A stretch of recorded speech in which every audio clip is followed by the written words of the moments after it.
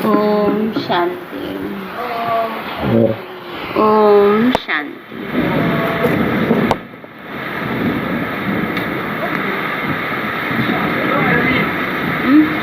नहीं,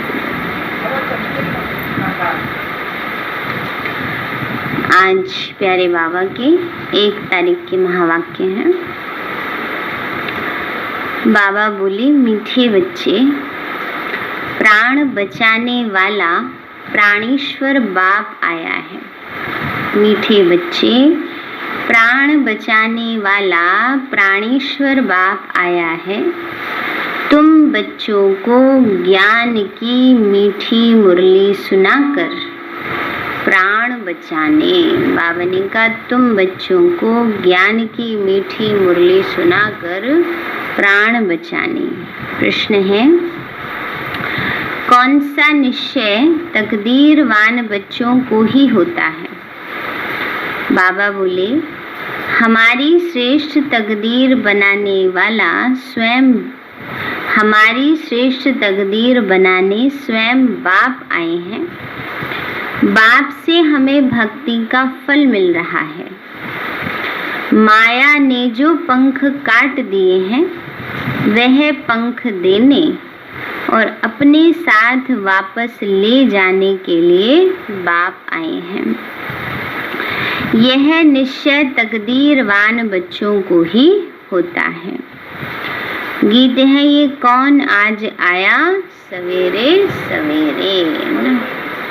आज तो बाबा के साथ साथ बादल भी आ गए, बरसात भी आ गई ना, सवेरे सवेरे। ओम शांति। सवेरे सवेरे यह कौन आकर मुरली बजाते हैं? दुनिया तो बिल्कुल ही घोर अंधियारे में है।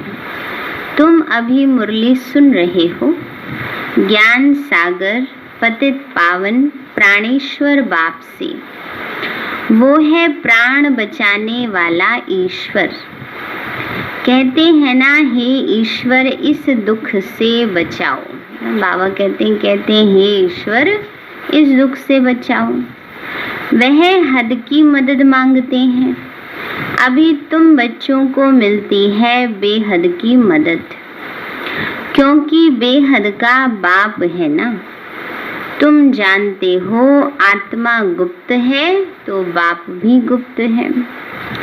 जब बच्चे का शरीर प्रत्यक्ष है तो बाप भी प्रत्यक्ष है। आत्मा गुप्त है तो बाप भी गुप्त है। तुम जानते हो बाप आया हुआ है हमको बेहद का वर्षा देने। उनकी है श्रीमत। सर्वशास्त्रमयी शिरोमणि गीता मशहूर है, सिर्फ उसमें नाम बदली कर दिया है। तो अब तुम बच्चे जानते हो श्रीमद् भगवान वाच है ना। यह भी समझ गए हैं भ्रष्टाचारी को श्रेष्ठाचारी बनाने वाला एक ही बाप है। बाबा ने कहा अभी तुम बच्चे ये भी समझ गए हो कि बाबा ही आकर सबको भ्रष्टाचारी से श्रेष्ठाचारी बनाते हैं। वही नर से नारायण बनाते। कथा भी सत्य नारायण की है। गाया जाता है अमर कथा। अमरपुरी का मालिक बनने अथवा नर से नारायण बनने की है। बात तो एक ही है। ये है मृत्युलोक। भारत ही अमरपुरी था, यह किसी को भी पता नहीं है। यहाँ भी अमर बाबा ने भारतवासियों को सुनाया है। एक पार्वती व एक द्रौपदी नहीं है, यह तो बहुत बच्चे सुन रहे हैं। बाबा ने कहा एक पार्वती या एक द्रौपदी की बात नहीं है। बाबा कहते सारे ही बच्चे सुन रहे हैं। शिव बाबा, अमरनाथ बाबा हम बच्चों को सुना रहे हैं और हम बच्चे सुन रहे हैं। शिव बाबा सुनाते हैं ब्रह्मा द्वारा। बाबा कहते हैं मैं ब्रह्मा द्वारा मीठे मीठे रूहों को समझाता हूँ। बाप ने समझाया है बच्चों को आत्म अभिमानी जरूर बनना है। बाप ही बना सकते हैं। दुनिया में एक भी मनुष्य मात्र नहीं जिसको आत्मा का ज्ञान हो। आत्मा का ही ज्ञान नहीं है तो परमपिता परमात्मा का ज्ञान कैसे हो सकता है? बस पढ़ पढ़ के रख दिया, आत्मा जर अमर विनाशी, आत्मा को कोई काट नहीं सकता है, जला नहीं सकता है। पर बाबा कहते हैं उस अनुभव में रहना वो ज्ञान नहीं है। बाबा कहते बच्चे कह देते हैं आत्मा सो परमात्मा। कितनी भारी भूल में सारी दुनिया फंसी हुई है। इस समय मनुष्यों की बुद्धि कोई काम की नहीं है, अपने ही विनाश के लिए तैयारियां कर रहे हैं। तुम बच्चों के लिए यह कोई नई बात नहीं है। जानते हो ड्रामा अनुसार उन्हों का भी पार्ट है।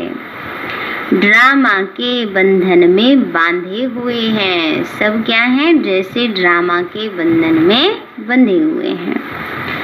आजकल दुनिया में हंगामा बहुत है। कितना हंगामा हो रहा है चारों तरफ ना। देखो इस समय बाबा कहते हैं ना अंत में हर प्रकार के पेपर एक साथ आएंगे ना। तो देह का भी आ रहा है, बीमारी से, संबंधों का भी आ रहा है, बाहर से प्राकृतिक आपदाएं भी आ रही हैं, मूसलों की लड़ाई भी हो रही है ना। तो ये अंत की निशानी है। बाबा कहते हैं अभी तुम बच्चे हो विनाश काले प्रीत बुद्धि। जो बाप से विपरीत बुद्धि है उनके लिए विनश्यंती गाया हुआ है। अभी इस दुनिया को बदलना है, यह भी जानते हो। बरोबर महाभारत लड़ाई लगी थी। बाप ने राजयोग सिखाया था।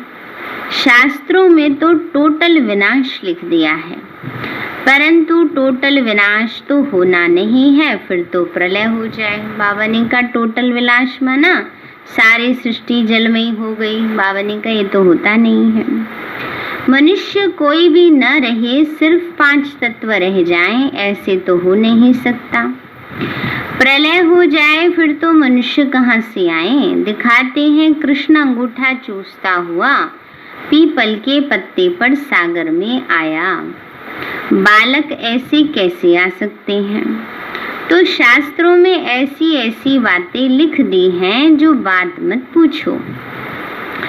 अभी तुम कुमारियों द्वारा इन विद्वानों भीष्म पितामह आदि को भी ज्ञान बाण लगने हैं। वे भी आगे चलकर आएंगे। जितना जितना तुम सर्विस में जोर भरेंगे, बाप का परिचय सबको देते रहेंगे, उतना तुम्हारा प्रभाव पड़ेगा। हाँ, विघ्न भी पड़ेंगे। बाबा ने साथ साथ ये भी समझा दिया है कि हाँ विघ्न भी पड़ेंगे। ये भी गाया हुआ है। आसुरी संप्रदाय के इस ज्ञान यज्ञ में बहुत विघ्न पड़ते हैं। तुम सिखला नहीं सकेंगे। ज्ञान और योग तो बाप ही सिखला रहे हैं। सदगति दाता एक ही बाप है, वही पतितों को पावन बनाते हैं। बाबा कहते हैं बच्चे वही पतितों को पावन बनाते हैं। तो बाबा कहते हैं बच्चे तो जरूर पतितों को ही ज्ञान देंगे। बाबा कहते हैं वही पतितों को पावन बनाते हैं, तो पतितों को ही ज्ञान देंगे। बाप को कभी सर्वव्यापी माना जा सकता है क्या? तुम बंद करना है। अच्छा, बाबा कहते हैं यहाँ से लग रहा चल रहा है। बाबा ने कहा बच्चे तुम बच्चे समझते हो हम पारस बुद्धि बन पारस नाथ बनते हैं। मनुष्यों ने मंदिर कितने ढेर बनाए हैं, परंतु वह कौन है, क्या करके गए हैं, ये अर्थ नहीं समझते। पारसनाथ का भी मंदिर है। भारत पारसपुरी था। सोने हीरे जवाहरातों के महल थे। कल की बात है। वह तो लाखों वर्ष कह देते हैं सिर्फ एक सतयुग को, और बाबा कहते हैं सारा ड्रामा ही 5000 वर्ष का है। इसलिए कहा जाता है आज भारत क्या है और कल भारत क्या था। लाखों वर्ष की तो किसी को स्मृति ही रह न सके। तुम बच्चों को अभी स्मृति मिली है, जानते हो 5000 वर्ष की बात है। बाबा कहते योग में बैठो, अपने को आत्मा समझ बाप को याद करो। यह ज्ञान हुआ ना। वह तो हठ योगी हैं, टांग पर टांग चढ़ाकर बैठते हैं, क्या क्या करते हैं ना। बाबा कहते हैं अलग अलग आसन लगा कर बैठते हैं योग करने के लिए। तुम माताएं ऐसे कर नहीं सकती हो। बाबा कहते हैं अब माताएं बेचारी ऐसी क्रियाएं कहाँ कर पाएंगी, बैठ भी न सके। कितने ढेर चित्र भक्ति मार्ग के हैं। बाबा कहते मीठे बच्चे, वह कुछ भी करने की तुमको दरकार नहीं है। बाबा कहते तुम आराम से बैठ के बस मन बुद्धि बाबा में लगाओ। स्कूल में स्टूडेंट कायदे सिर तो बैठते हैं, तो बाप वह भी नहीं कहते जैसे चाहो वैसे बैठो, बैठकर थक जाओ अच्छा तो लेट जाओ। बाबा कह रहे हैं कभी कभी ऐसी स्थिति होती है, कोई कोई बैठे बैठे थक भी जाते हैं, कमर में दर्द हो जाता है, तो बाबा कहते हैं कोई नहीं, चलो लेट के याद कर लो। पर इसका मतलब ये नहीं कि मुरली सुनने के टाइम लेट जाओ, अमृत वेले के टाइम लेट जाओ ना।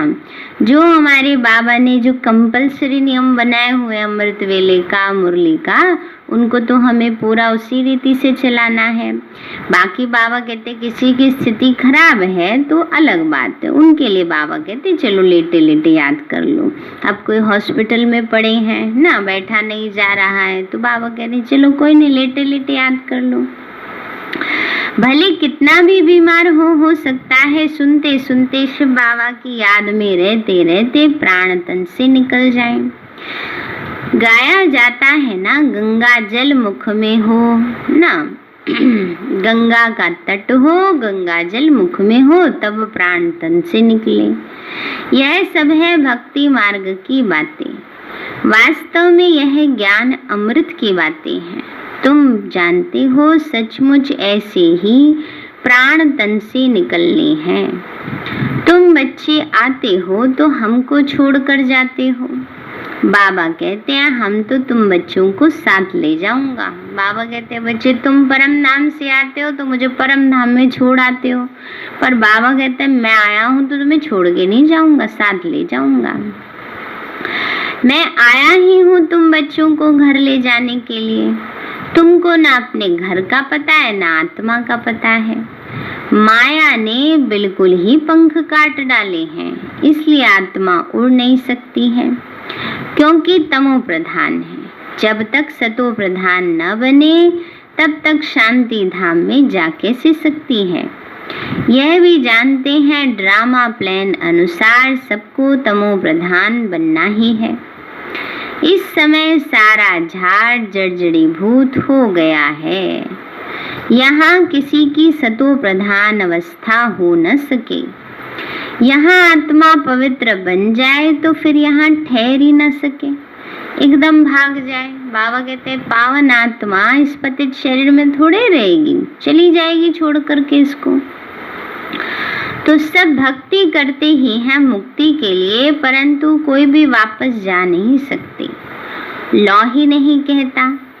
बाप यह सब राज बैठ समझाते हैं धारण करने के लिए। मुख्य बात है बाप को याद करना है, स्वदर्शन चक्रधारी बनना है। बीज को याद करने से सारा झाड़ बुद्धि में आ जाएगा। बाबा ने कहा बीज बाबा को याद करने से सारा झाड़ आ जाएगा बुद्धि में। तुम 1 सेकंड में सब जान लेते हो, दुनिया में किसी को भी पता ही नहीं है। मनुष्य सृष्टि का बीज रूप सभी का एक बाप है, कृष्ण भगवान नहीं। कृष्ण को ही श्याम सुंदर कहते हैं। ऐसे नहीं कोई तक्षक सर्प ने डसा तब काला हुआ ना, दिखाते हैं ना श्री कृष्ण को। यमुना में गेंद गिर गई, उसमें कालिया नाग था, उसने डस लिया। यह तो काम चिता पर बैठने से मनुष्य काला हो जाता है, आत्मा काली हो जाती है ना, तो इसलिए राम को भी काला दिखाते हैं। उनको भला किसने डसा? बाबा कहते हैं चलो कृष्ण को तो डस लिया, अब राम को किसने डसा जो काला कर दिया, विष्णु को किसने डसा जो उसको भी काला कर दिया। कुछ भी समझते नहीं हैं, फिर भी जिनकी तकदीर में है निश्चय है तो जरूर बाप से वर्षा लेंगे। निश्चय नहीं होगा तो कभी भी नहीं समझेंगे। तकदीर में नहीं तो तदबीर भी क्या करेंगे। बाबा ने कहा तकदीर में ही नहीं है तो पुरुषार्थ भी नहीं करते। तकदीर में नहीं है तो फिर वह बैठते ही ऐसे हैं जैसे कुछ भी नहीं समझते। इतना भी निश्चय नहीं कि बाप आए हैं बेहद का वर्षा देने। जैसे कोई नया आदमी मेडिकल कॉलेज में जाकर बैठे तो क्या समझेंगे, कुछ भी नहीं। यहाँ भी ऐसे ही आके बैठते हैं। बाबा कहते नए नए हैं, उनको क्या समझ में आएगा, उनको मतलब ही नहीं समझ में आएंगे बाबा की बातों का। बाबा कहते हैं बच्चे कुछ भी समझ में नहीं आएगा। वर्षा ही किसी को समझ में नहीं आएगा। वर्षा शब्द क्या होता है, दुनिया में तो वर्षा होती है ना, माना बरसात। यहाँ तो बाबा वर्षा माना प्रॉपर्टी के लिए कहते हैं। बहुत सारे बाबा की ऐसी ज्ञान की बातें हैं तो नया तो कुछ समझे ही ना। इस अविनाशी ज्ञान का विनाश नहीं होता, वह फिर क्या आकर करेंगे। राजधानी स्थापन होती है तो नौकर चाकर प्रजा, प्रजा के भी नौकर चाकर सब चाहिए। अब बाबा कहते कोई थोड़ा ज्ञान लेके चले गए तो उनको क्या बनेंगे, ज्ञान तो विनाशी है तो फल तो जरूर मिलेगा। तो बाबा कहते प्रजा के भी नौकर चाकर जाके बन जाएंगे। राजधानी है ना, सब तरह के चाहिए। आगे चलकर कुछ पढ़ने की कोशिश करेंगे परंतु मुश्किल है।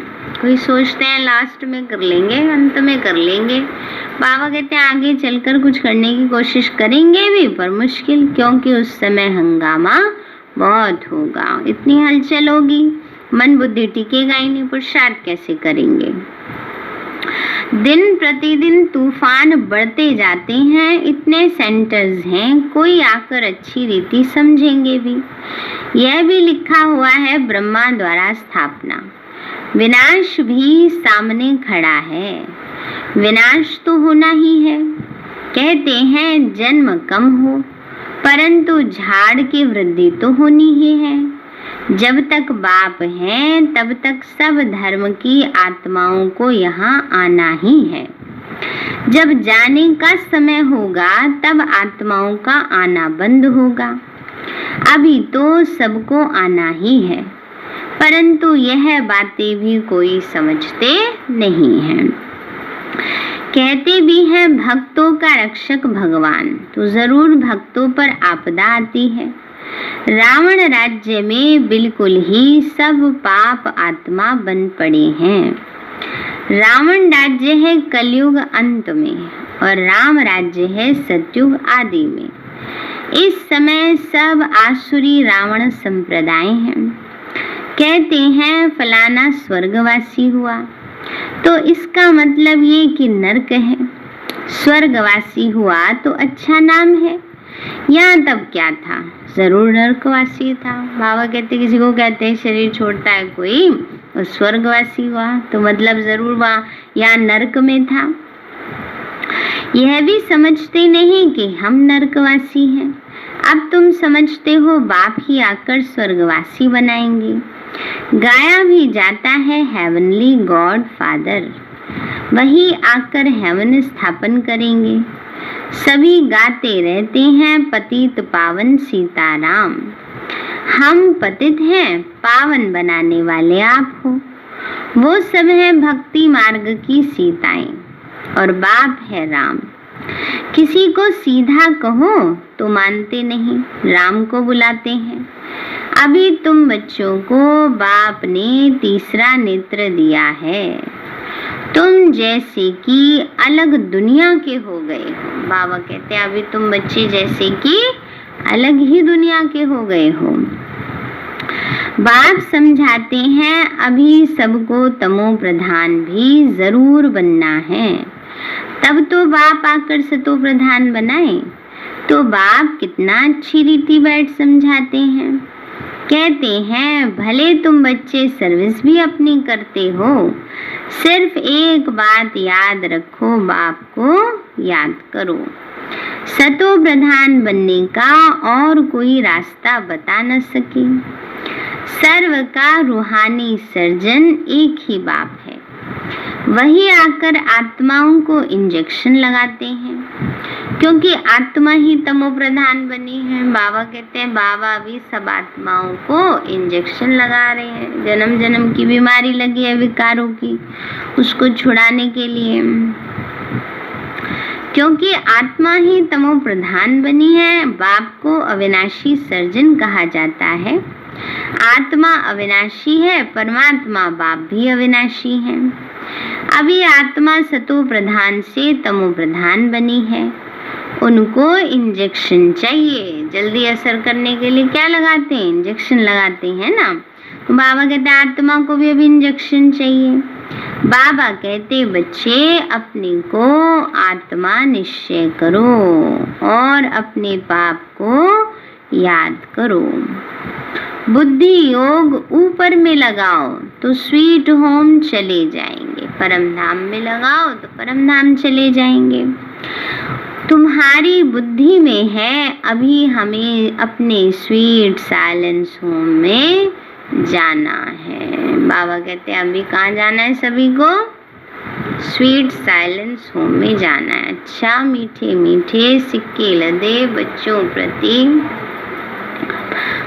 का याद प्यार और गुड मॉर्निंग। रूहानी बाप के रूहानी बच्चों को नमस्ते। रूहानी हम बच्चों की रूहानी माता पिता बाप दादा को नमस्ते नमस्ते नमस्ते। बाबा नमस्ते। धारणा के लिए मुख्य सार है ज्ञान और योग से बुद्धि को पारस बनाना है।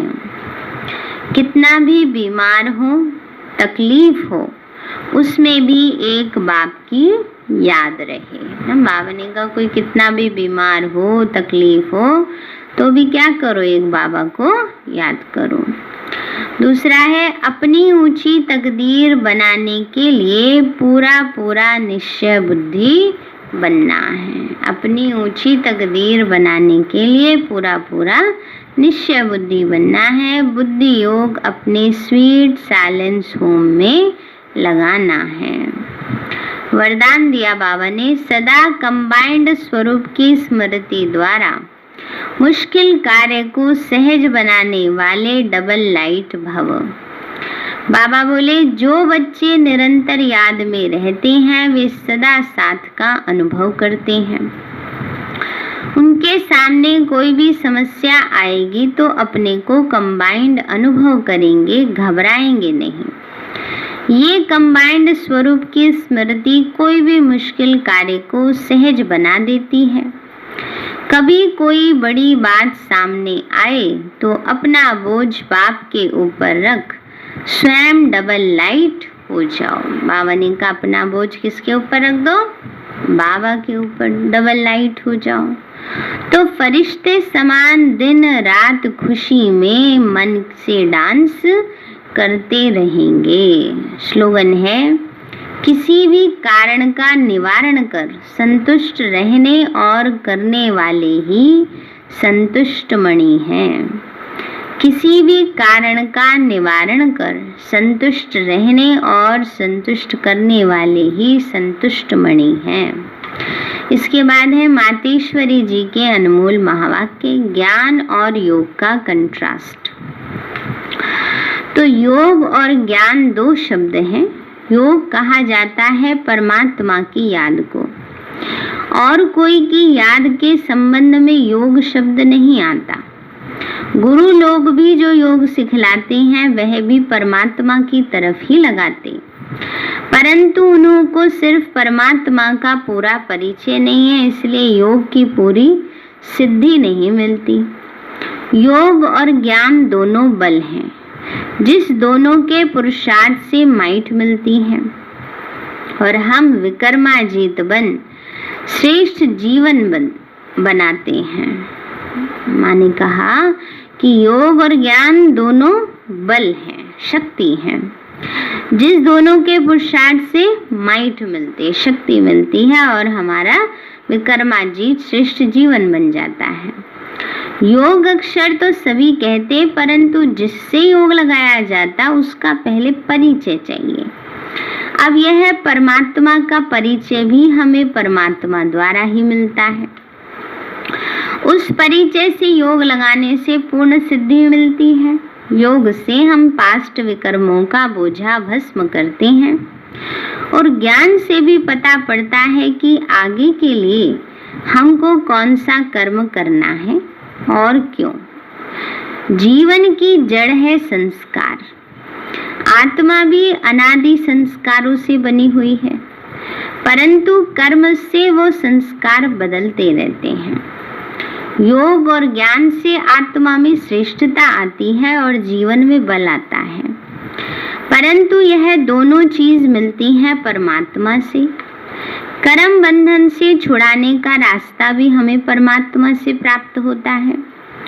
हमने जो विकर्मों से कर्म बंधन बनाए हैं उनसे मुक्ति हो और आगे के लिए हमारे कर्म विकर्म न बने, तो इन दोनों का बल परमात्मा के सिवाय कोई दे नहीं सकता। तो योग और ज्ञान दोनों ही चीज परमात्मा ले आते हैं। योग अग्नि से किए हुए विकर्म भस्म कराते हैं और ज्ञान से भविष्य के लिए श्रेष्ठ कर्म सिखलाते हैं। जिससे कर्म अकर्म होता, तभी परमात्मा ने कहा कि इस कर्म अकर्म विकर्म की गति बहुत गहन है। अब तो हम आत्माओं को डायरेक्ट परमात्मा का बल चाहिए। शास्त्रों द्वारा यह योग और ज्ञान का बल नहीं मिल सकता, परंतु सर्वशक्तिवान बलवान द्वारा ही बल मिलता है। तो अब हमको अपनी जीवन की जड़ संस्कार ऐसे बनाने हैं जिससे जीवन में सुख मिले। तो परमात्मा आए जीवन की जड़ में शुद्ध संस्कारों का बीज डालते हैं। जिन शुद्ध संस्कारों के आधार पर हम आधा कल्प जीवन मुक्त बनेंगे ना। बाबा ही आकर अब हमारे ज्ञान और योग के ऐसे श्रेष्ठ संस्कार बनाते हैं जिससे आधा कल्प के लिए हम जीवन मुक्त बन जाते हैं। अच्छा, ओम शांति। सारे हैं मीठे बच्चे। प्राण बचाने वाला प्राणेश्वर बाप आया है। तुम बच्चों को ज्ञान की मीठी मुरली सुनाकर प्राण बचाने। प्रश्न है, कौन सा निश्चय तकदीरवान बच्चों को ही होता है? बाबा बोले, हमारी श्रेष्ठ तकदीर बनाने स्वयं बाप आए हैं। बाप से हमें भक्ति का फल मिल रहा है। माया ने जो पंख काट दिए हैं वो पंख देने, अपने साथ वापस ले जाने के लिए बाप आए हैं। यह निश्चय तकदीरवान बच्चों को ही होता है। गीत है, कौन आ जाया सवेरे सवेरे। अच्छा, ओम शांति। मीठे बाबा।